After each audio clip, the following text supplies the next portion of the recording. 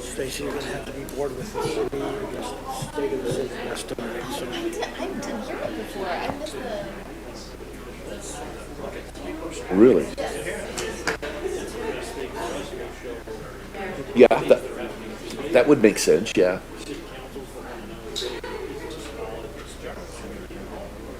Okay.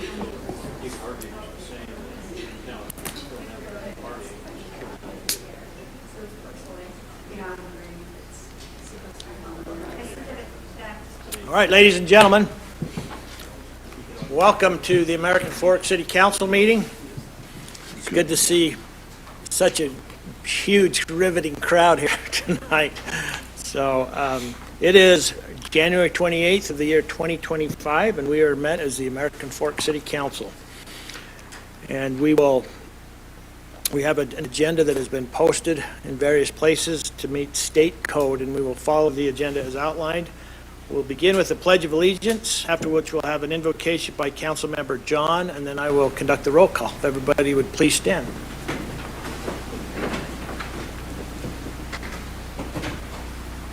I pledge allegiance to the flag of the United States of America and to the republic for which it stands, one nation, under God, indivisible, with liberty and justice for all.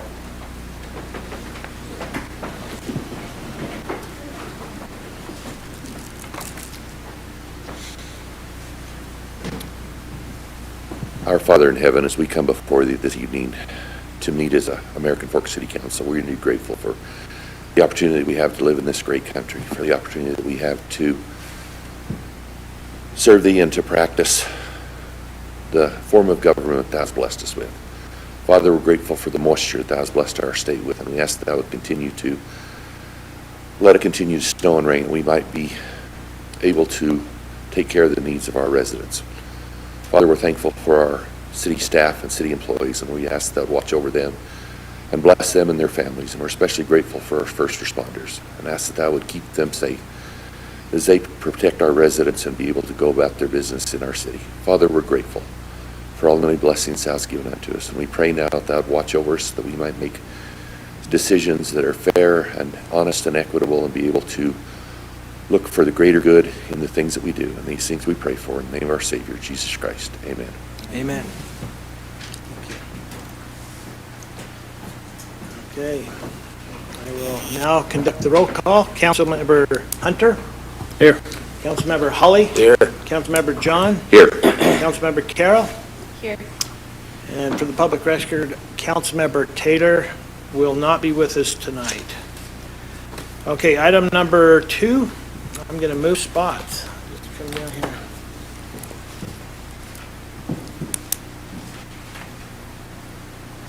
It's nice to see so many of our police department here tonight. I'm going to ask Chief to come forward and lay a little groundwork on this award that we're going to present.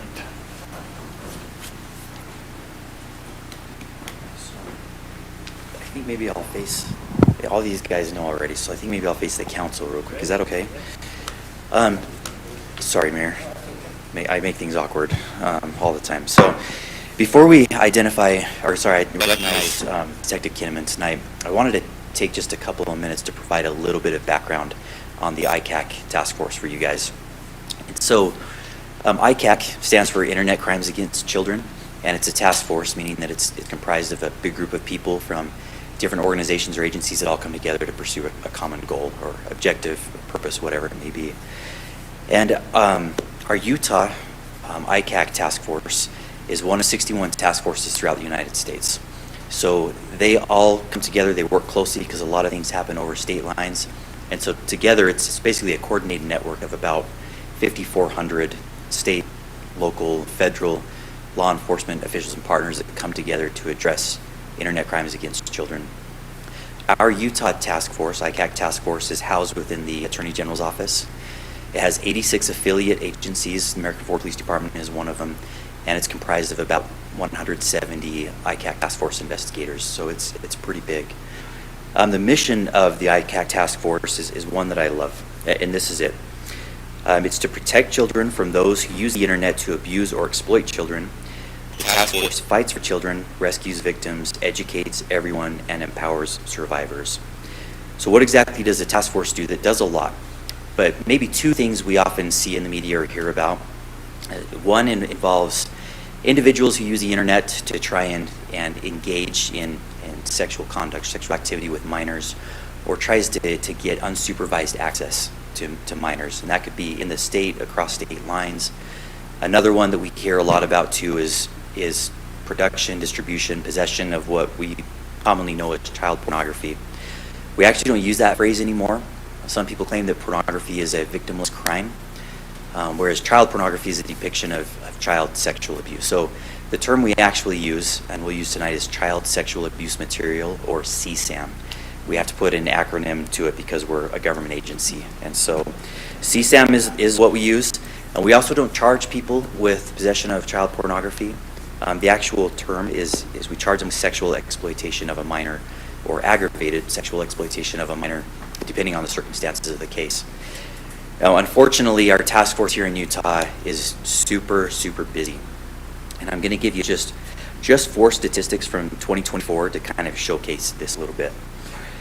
So in 2024, the task force examined just under 700 terabytes of data. And that's about 700,000 gigs.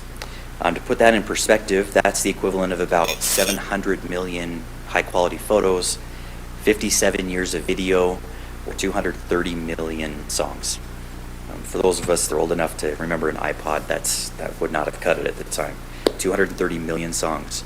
They served 1,700 search warrants or other court orders. They made 294 arrests, and they saved 134 children involved in this exploitation stuff. This is hard work, but I do believe it's among the most honorable and noble work that our law enforcement agencies can do, is helping to protect some of our most vulnerable members of society. And so I'm grateful for the task force. I'm grateful for Detective Kinnaman, and also for the officers in our police department that work a lot with this as well. And so the last thing, Detective Kinnaman doesn't do this full time. We don't have a full-time ICAC investigator. What he does is, in addition to his normal caseload at the police department and his other roles and responsibilities, so whether it's trying to squeeze out a little bit of time or maybe using some overtime from the task force, he puts a lot of time and effort and personal sacrifice into this. And with that, I'll go ahead and turn this over to Mayor Frost.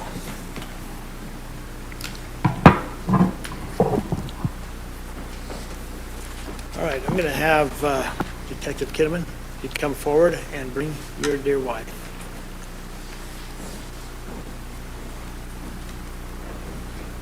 Instead, come right here.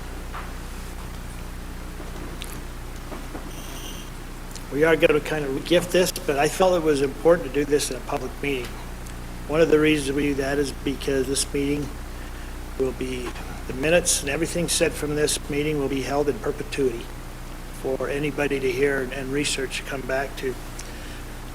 Detective Caleb Kinnaman of the American Fork Police Department began as a new investigator with ICAC in 2024. To say Caleb hit the ground running would be a gross misunderstatement. Although Caleb has assisted in a myriad of ways with numerous investigations leading to the arrest and prosecution of various offenders, there are 2 cases that merit particular attention. In one case, Caleb's investigation led to the arrest of a man for several child exploitation crimes, including producing CSAM, and resulted in a young female being saved. In this case, a female who had been exploited at 9 years old by the same suspect was also identified.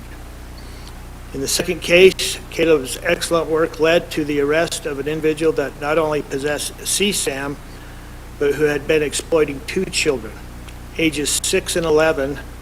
This case resulted in both children being saved. Caleb remains busy serving or helping to serve, on average, 1 to 2 search warrants a week, in addition to assisting with ICAC investigations and managing his own load of cases as a detective with the American Fork Police Department. For these reasons and many others, Caleb was awarded by ICAC the 2024 ICAC New Investigator of the Year Award, and we want to celebrate that accomplishment tonight. Thank you.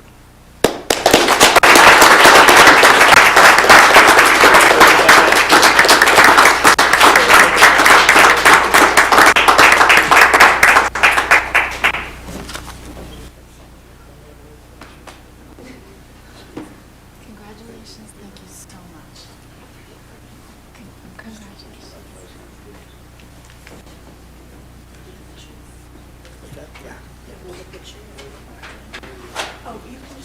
Okay, come up here, both of you. Put you right in that middle.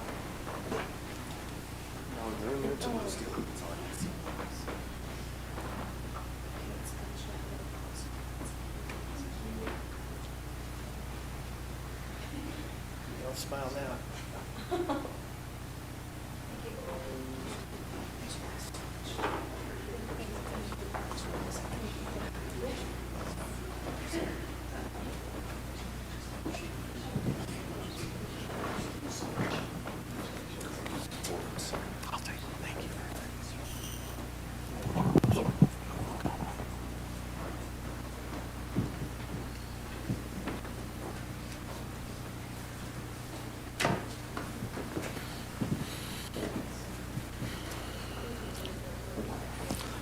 We would welcome our police department to stay if they would like. Or leave, whatever. All right, we'll now move on to item number 3, which is a time we set aside for public comment. Anybody that'd like to address the mayor, the council, the senior staff, we invite you to come forward this time to this microphone, and for the public record, if you would state your name and keep your remarks to about 2 minutes.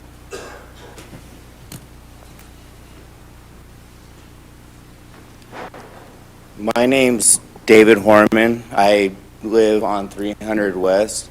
About a week ago, we had one of our cars parked in front of our house, and it was crashed into, and the car was pushed about 20 feet forward and over a lifted curb, ripped off the oil pan, like the whole car was shifted onto that front strip of grass.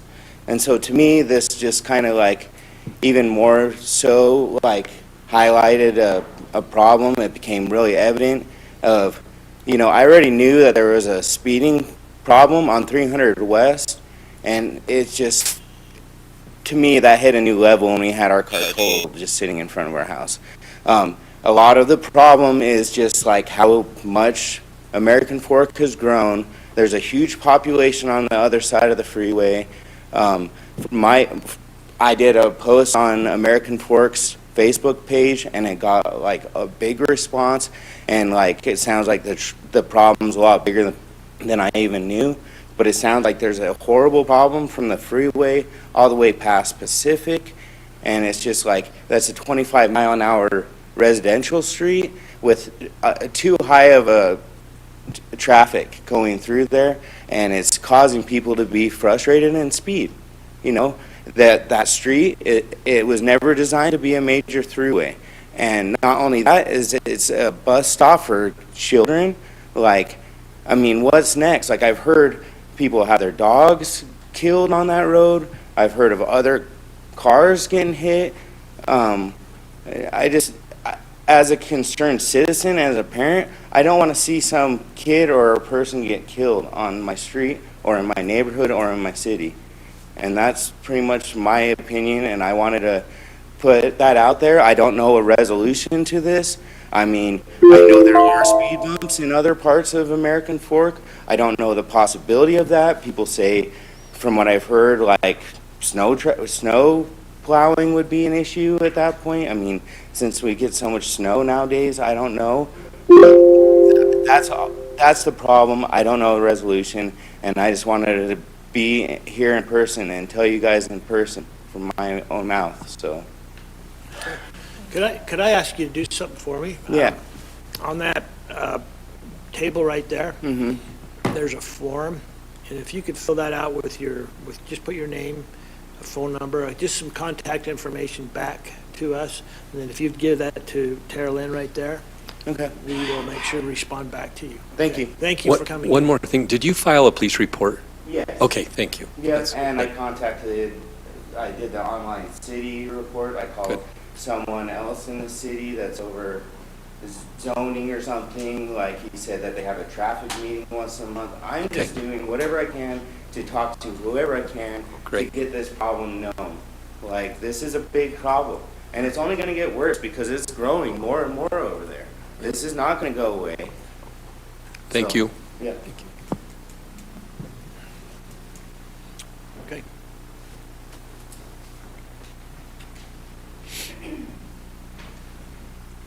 Hi, my name is Savannah Swartzwelder. I live a block north of David here. And the speeding is horrendous. Just the last time it snowed, how many inches were on the ground? There were 2 accidents that morning on our street where a blue SUV just blew the stop sign.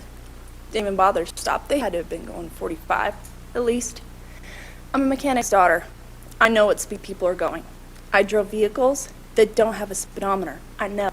Not an idiot. People are speeding through our city like it's nothing. I've lived here since I've been a kid. You guys haven't added any infrastructure to the city, hardly any. And how much has our population grown? We need more infrastructure. And we need more people out there stopping the speeders.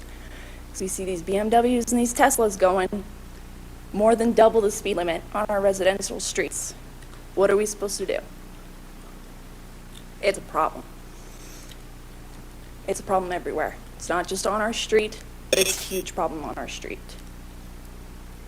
And I've had people come back and holler at me after I've motioned for them to slow down, and they've yelled at me. They're wasting time to come back and yell at me when they could have just gone the speed limit in the first place. It's a terrible problem in this city. I've lived here almost my entire life, and I highly doubt I'm going to die here. I can't handle what this city has become. Thank you. Thank you.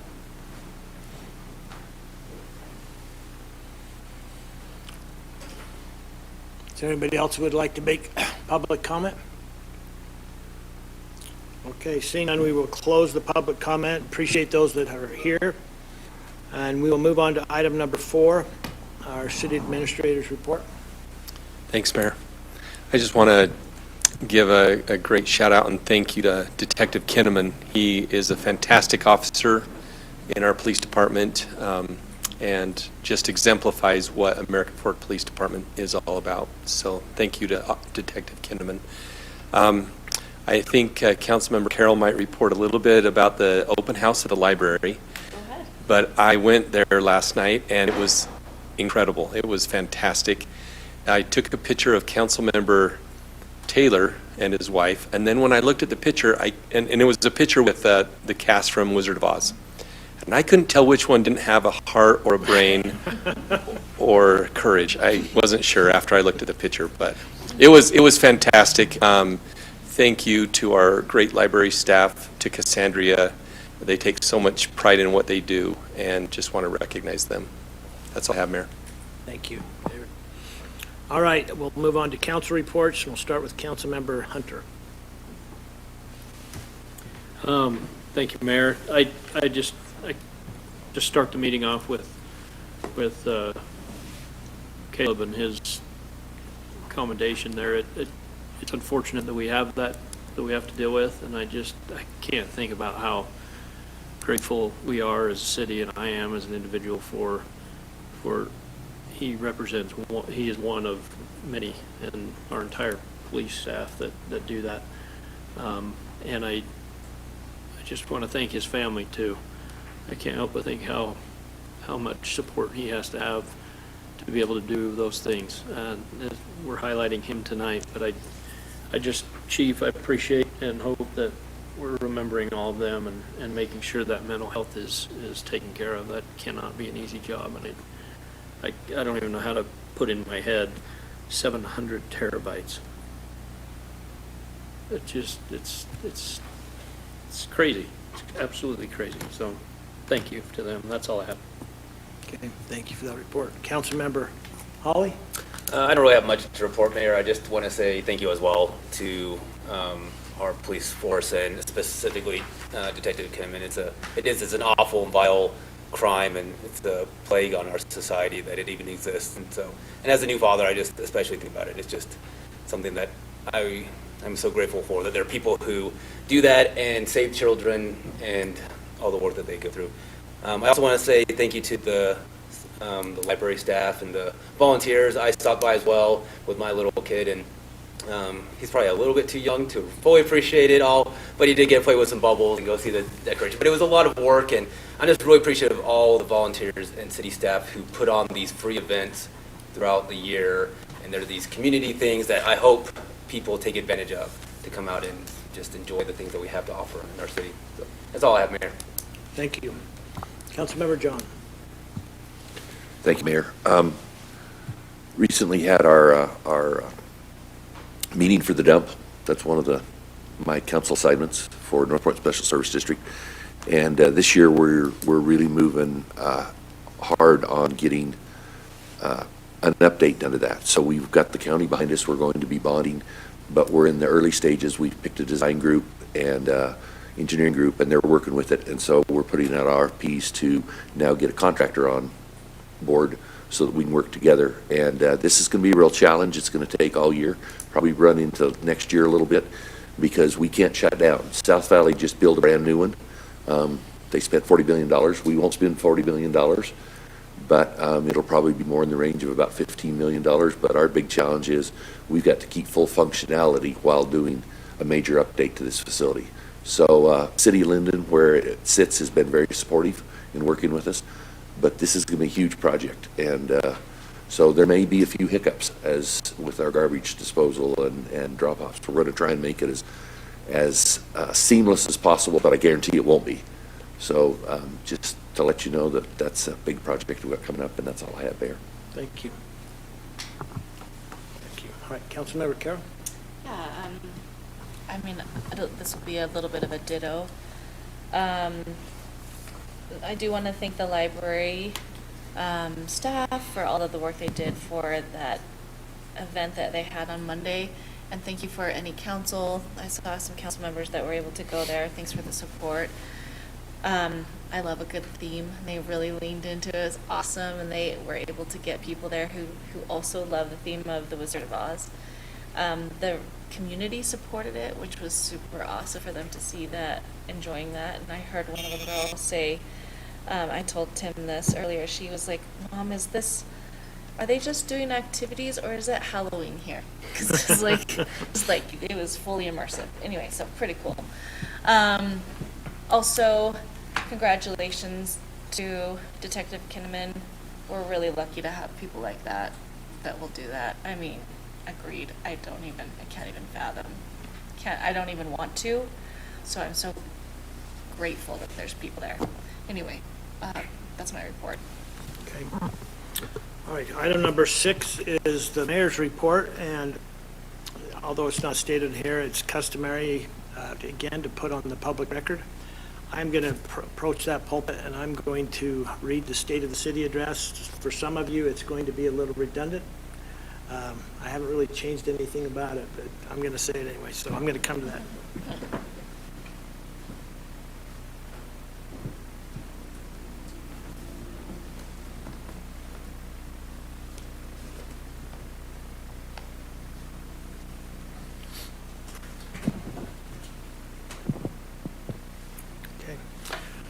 Recently, we mourned the passing of James Earl Carter, Jr., Jimmy Carter for short. He died at 100 years old, and I am in complete admiration of what he accomplished in his lifetime. He was the 39th President of the United States, yet that makes up so little of what he was. His entire life was spent serving, sacrificing, and caring. He said, and I quote, "The bond of our common humanity is stronger than the divisiveness of our fears and prejudice. We can choose to work together for peace. We can choose to alleviate suffering. We can make these changes, and we must remember that there are many ways to accomplish our goals together." Close quote. His perspective resonates with me, as I'm sure it resonates with many of you. It stirs inside me a desire to roll up my sleeves, look around, and see what more I can do for others. That's one thing that I have always loved about my time as mayor, experiencing the bond of our community through service together. There are many wonderful things being done in American Fork, and many wonderful people doing them. As I highlight some of these things and some of these people, I want to pull from the inspiration of Jimmy Carter to inspire us all to work together for the benefit of others. Through the city's efforts, including our park tax program, American Fork has worked to transcend boundaries and bring us together through music, art, and open space. Last year, we spent $1.2 million on numerous projects and activities for our residents, including the city's first year-round restroom at Art Dye Trailhead, lit pickleball courts, and restrooms at Hindley Park, 2 new playgrounds, and a dog park and disc golf course improvements. That's not to mention performances, theaters, plays, exhibitions, markets, concerts, and even books by many wonderful nonprofit art and cultural groups. Over the years, American Fork City has been acquiring land near the lake to provide for more open space for our residents. We currently have around 80 acres of open space around the lake that we hope to transform into parks, trails, and natural space. We hope to acquire more. We are currently working on potential design and uses for some of these existing spaces. Our recreation project currently underway is our boat harbor. This $3.8 million project is funded by grants from the state of Utah and Utah County. This project will bring new amenities, outdoor spaces, and improve access. It will create a vibrant recreational area for our residents, regardless of whether or not you go into the water. We estimate completion in the summer of 2025. In addition to our music, arts, and open space, we have also worked hard to provide organized recreation and leisure opportunities to help build our social infrastructure and bring us together. The American Fork City Library was honored with the Quality Library Award for 6 consecutive years. In a time where more socializing is done online, libraries serve as an important physical space where people can gather, socialize, and learn.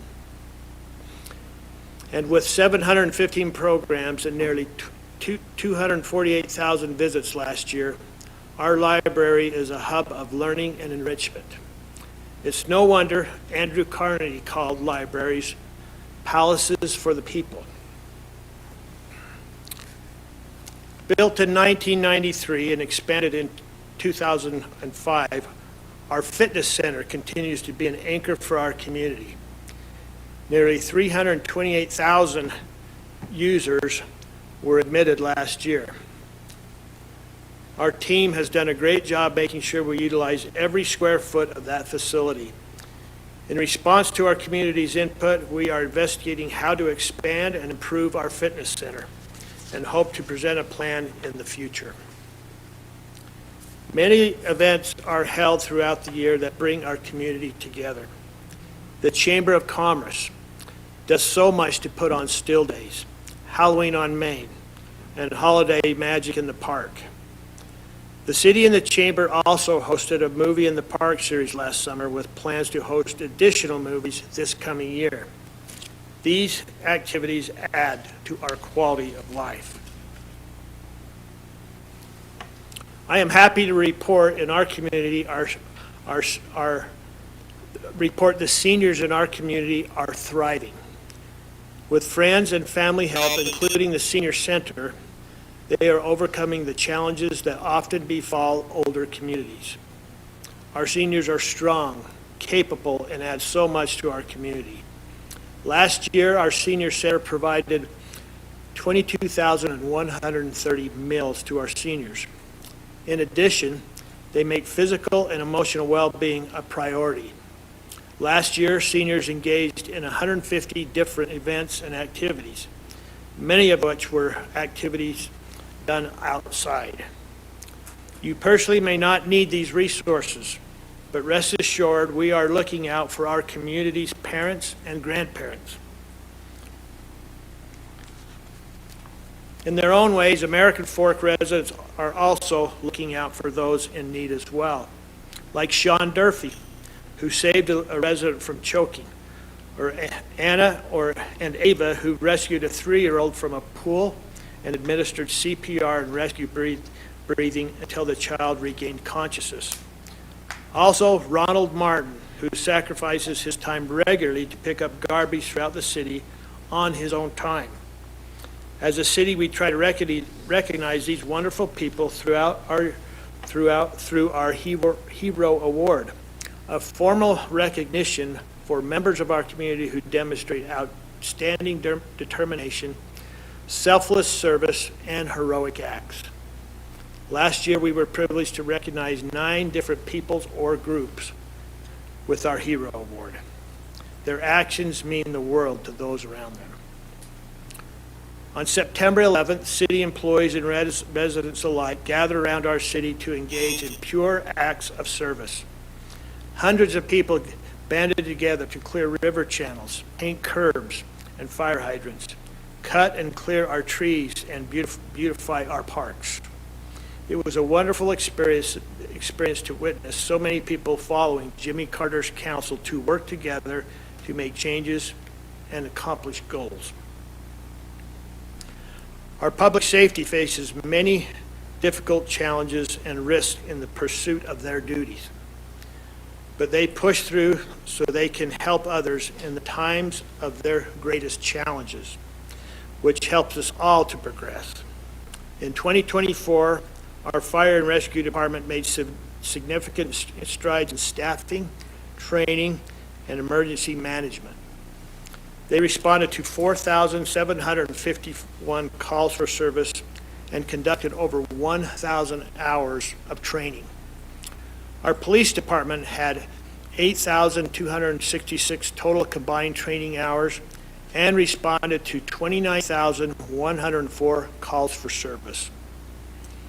In addition to these significant responsibilities, our police and fire also support our community events, providing resources, open houses, host their own events, engage with our youth, and donate time and money to people in need.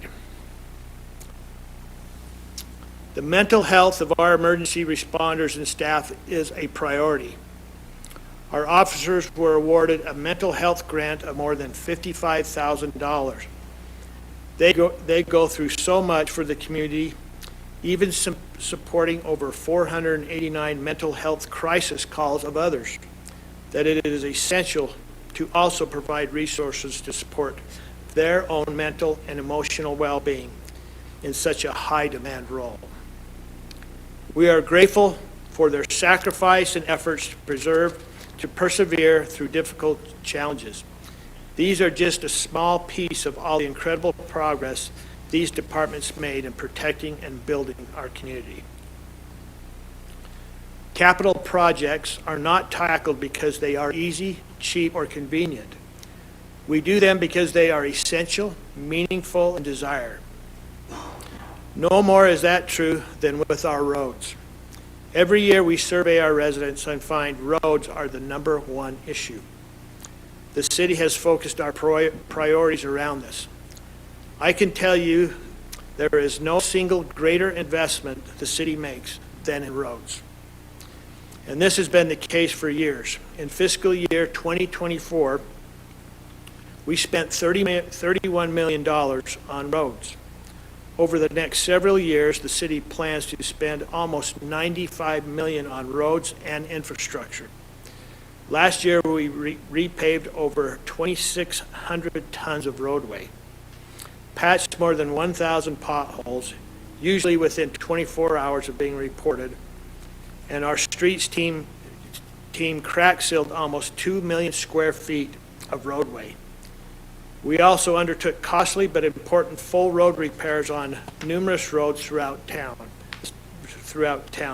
often as part of other utility improvements. This was done on sections of 200 South, 100 East, 200 East, and 300 North, and more. We have done a lot of work on our roads, even if you don't always see it. Please know that while in the micro, it may seem like nothing is getting done, in the macro, we are making great strides to improve our roads. Other notable projects last year included the roundabout and lights put in to help alleviate congestion on 200 South near Front Runner Station. We also installed a major bridge at Art Dye over the American Fork River.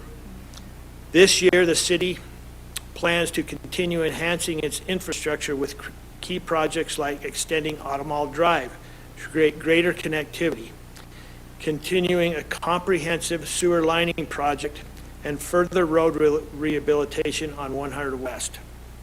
These efforts are all part of our broader goal to support both residents and businesses. In American Fork, we recognize the foundations for real success of community are in the people and the essential services that they need. For that reason, we focus on building community, public safety, and basic utilities such as water. You can trust we will provide water responsibly to our businesses and residents as the city grows and develops.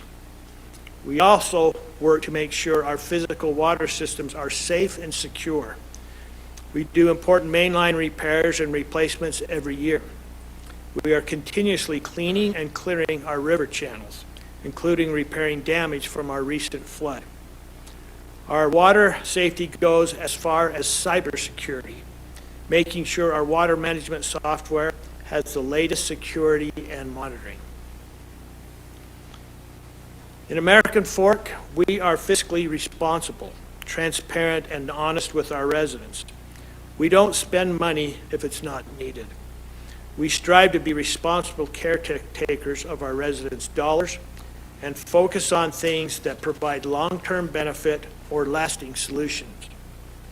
As evidence of our efforts towards fiscal transparency, our finance department has received numerous awards. For example, they recently received the Certificate of Achievement for Excellence in Financial Reporting, and they also received the Distinguished Budget Presentation Award. Our fiscal responsibility has provided us with the highest bond rating possible for a city of our size. This saves our residents significant dollars in interest anytime we bond. All the services we provide and projects we fund are all done under careful scrutiny of our leadership and elected officials and in transparency to our residents. Since we were founded in 1853, our beautiful community has always been growing and changing. But even during these changes, we have held fast to our identity and our principles. While growth is still occurring, we are seeing it slow down. Total reported building permits are 13% lower than the previous year. When asked by developers to change zonings for their project, the City Council has held firm to maintain the vision for our city and not let any one type of development cover our city. We will continue to support housing for our kids and grandkids, but not at the expense of other important necessities in our community. We recognize the need of current business-oriented development and hold the line on proper and appropriate growth, not only now, but in the long term. American Fork has been and will continue to be a great place for the 463 businesses in our community. We appreciate their help to serve our residents and maintain our community's identity and principles. I've shared with you a few ways people and employees have worked together to serve and accomplish goals for our community.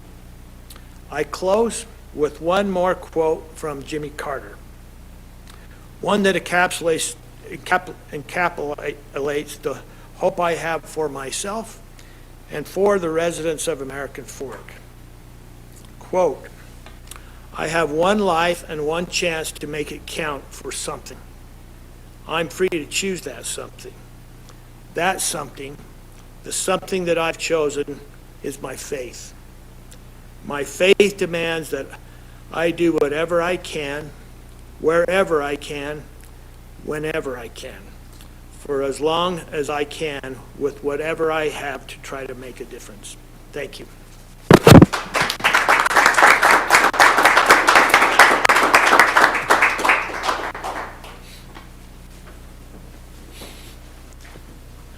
I might not have a mayor's report for a couple months now. So, okay, we'll now move on to our common consent agenda. We have 3 items on the agenda. Any noted changes on the minutes, Carolyn? Okay. Any questions from the council? Mayor, I move to approve the common consent agenda. Second. I have a motion by Councilmember Carroll, second by Councilmember Holly. Any discussion on this motion? Okay, I will call for a roll call vote. Councilmember Carroll? Aye. Councilmember John? Aye. Councilmember Holly? Aye. Councilmember Hunter? Aye.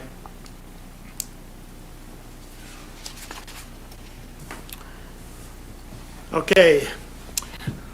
We'll now move on to the action items. Item number 1 is to review an action on reappointment of the following to the Planning Commission.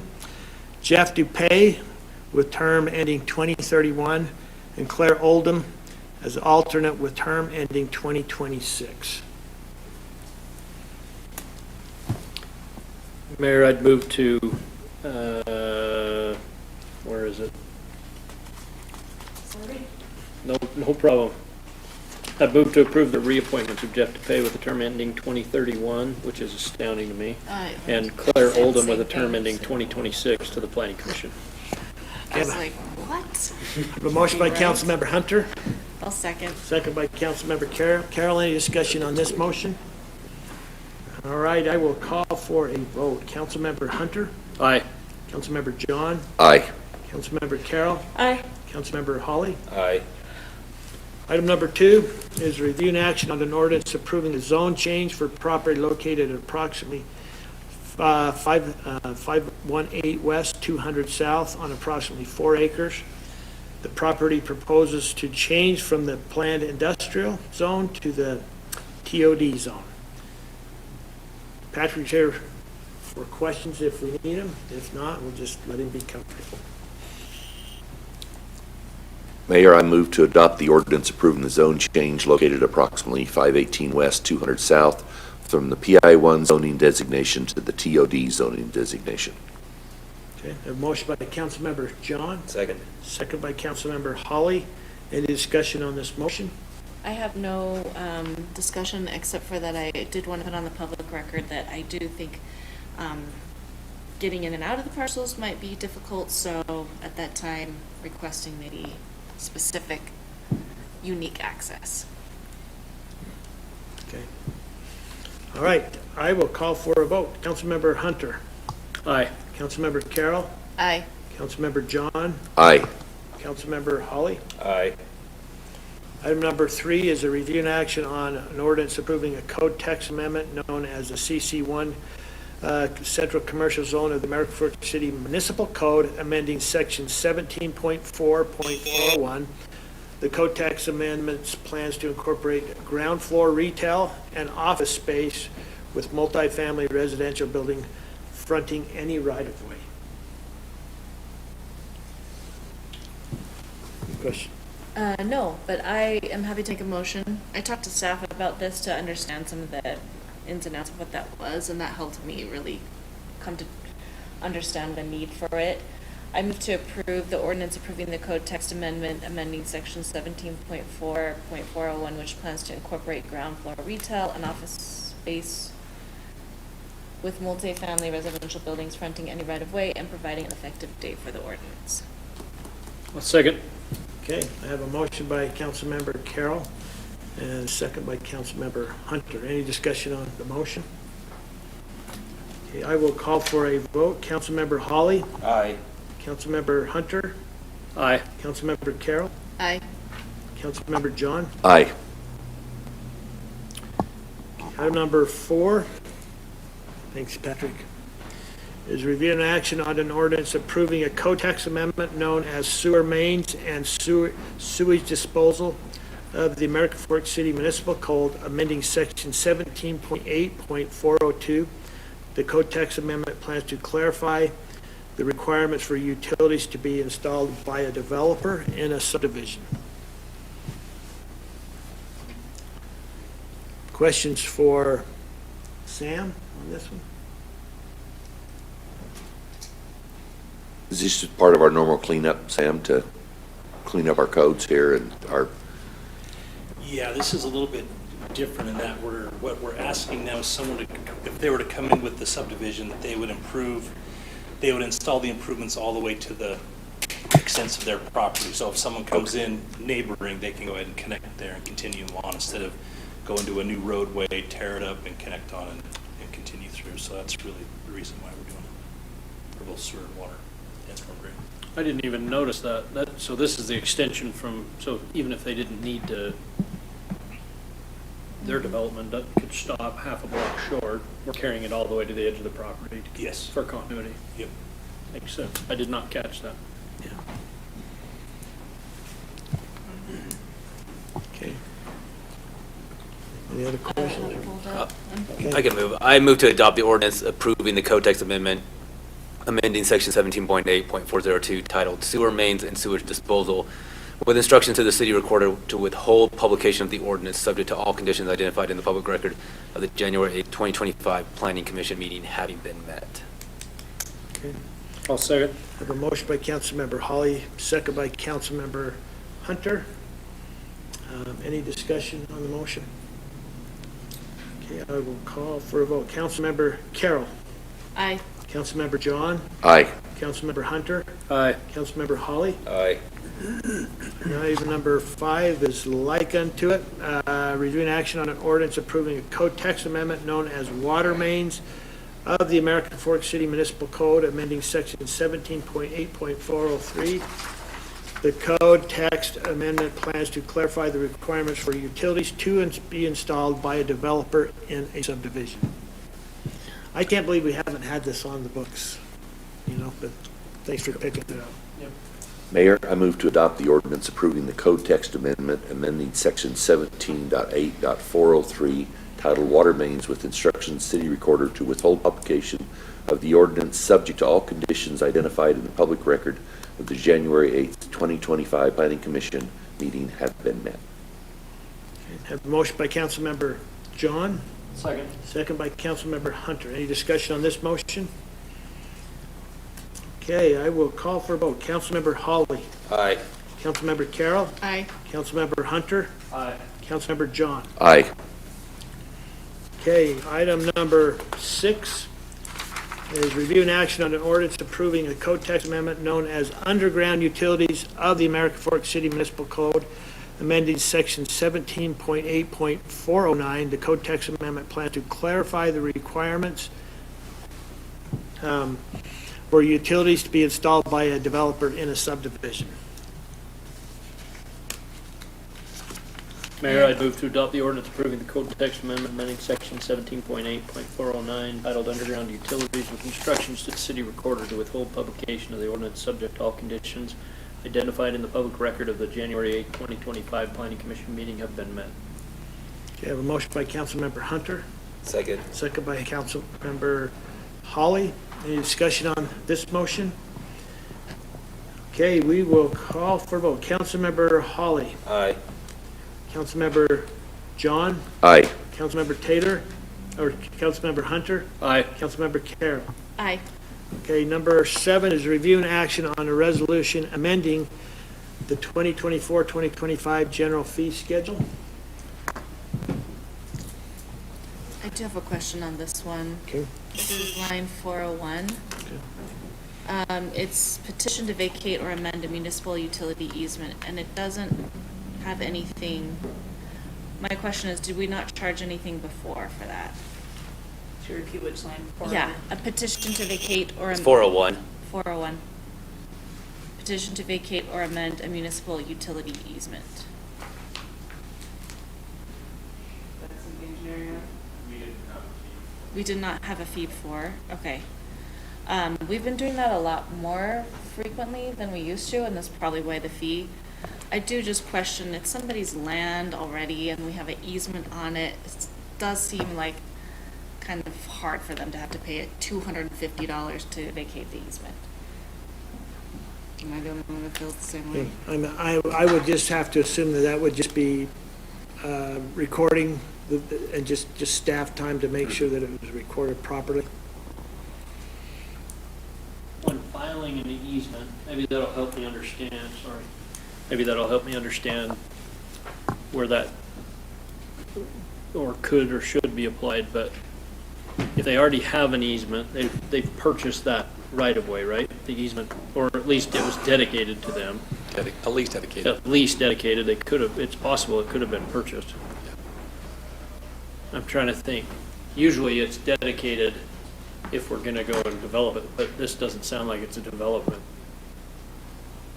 This specifically relates to when someone wants to vacate the easement. Right, and I'm trying to think of an instance when they would have a right-of-way or an easement that is on their property, they're trying to vacate. I guess if it's already been developed, we've had several of those. Yeah, Okay, I'm so following. some of the instances are, the setback is 5 feet for an accessory structure, but there's a 10-foot easement there, and the easement's not necessarily required, and it's impeding development, and it's something those are instances we've looked at it in the past. There's not many instances, but when we do have them, It is they are staff. significantly It's cumbersome consuming, and yeah, I was time just gonna say, consuming there on is staff. time. And it would come at the request of that individual, and I can't imagine they would have heartburn over that expense if they're trying to further the development of their, or Yeah. something. That's usually what it is, they want to put something in or. Yeah, it allows them to use the Shed. property, so there's a value to that when you vacate an easement. There's a value when you purchase an easement. Yeah, Goes both ways.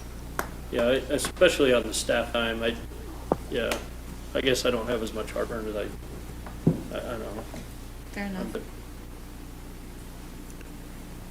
And Mayor, on lines 652, 653, and 654, it's just a typo.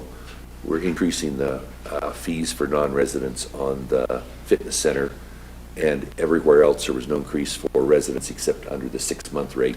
And I think it was just a typo. They left it in there for those 3 lines.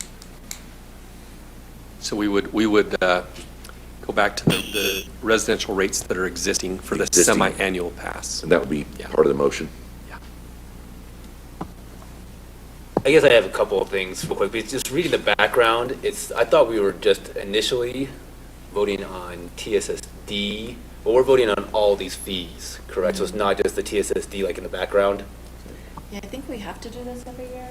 We We have to do a fee schedule. As we need, we can adjust the fee schedule, but it does need to be adopted by the city council. So a couple of times a year, we look at the fees and make sure that they're correct. We had several departments reach out with some changes, so we wanted to include it all together. Okay. And then I did have one, this looks like it might be a typo too, on line 763, for the swim lessons, it went down from $75 to $57. And I don't know if it was supposed to stay at $75 or something else, but it seems weird that it went down when everything else went up. So they wanted to distinguish between resident member and non-member, and then non-resident member and non-member. And it would be consistent with the other fees that we charge for those categories. Okay, so it was supposed to go down? It was, Okay. yeah. So the resident swim lesson fee is The resident less. member would be the least cost. I'm totally in favor of that. No, I'm in favor of it. It's interesting that it actually went down. That's great. Keep harping on that. No, I'm not harping. I mean that in a positive No. sense. Yes. I think it's a great thing. I actually was wondering about the fitness center stuff. Is this has it been a full year since we've done fitness center increases? The last time we did was July. This is the first year they've had their big sale since we raised the rates. Again, well, for the second time. So we raised rates in July, and now we're raising them again. Yeah, that was my only, I'm like, wait, didn't we just barely do this? I don't know. The raise in July was across the board as we analyzed the fitness center costs. Okay. And then this is geared more toward, based on conversation and instruction from the council of, hey, look, let's make it so that the resident rate isn't more and the non-resident rate is increased, because our non-residents that participate there, they're not paying taxes. They're not contributing financially to our cities, so based on. In the work session, Derek, I think he said 25% of our usage is non-residents. Correct. And that's what we discussed in the work session, was to leave the resident fee alone and to increase the non-resident fee. And I'll just go straight on the record. I'm a huge proponent of this. I think our residents who are paying the taxes that should be getting the biggest benefit for this. And I'm a huge, if we're going to go, and it was in your State of the City, Mayor, about looking at and potentially going down that path of, when is the proper time to expand the fitness center? We need to make sure that we're doing that at the benefit of the residents, not the benefit of our neighboring cities. And they can certainly contribute, participate, but it has to be most beneficial to our residents, in my opinion. I agree with Councilmember Hunter. I move to adopt the resolution establishing the amended fiscal year 2024-2025 general fee plan while remaining the resident rate for the fitness center remaining unchanged. Heather, does that work? Okay. I'll second that. I want to just ask if Councilmember Hawley had I several agree. So we have a comments. motion and a second on the table. I think I'm good. I mean, I think I understand a little bit better now, but, I just going back to what Councilman Carroll, I thought we had already raised rates based off of our work session, and then it seemed like we were doing it again, so, but I think I'm good. Yeah, I thought the same, but. Okay, I am going to call for a vote. Councilmember Holly, Aye. Councilmember John, Aye. Councilmember Hunter, Aye. Councilmember Carroll. Aye. Okay, item number 8. Do I have a motion to adjourn? So moved, Mayor. Motion by Councilmember Hunter, Second. second by Councilmember John. All in favor, say aye. Aye. Any opposed? Okay, thank you very much. Thank you, Mayor. Sorry, I took- I wanted to make sure.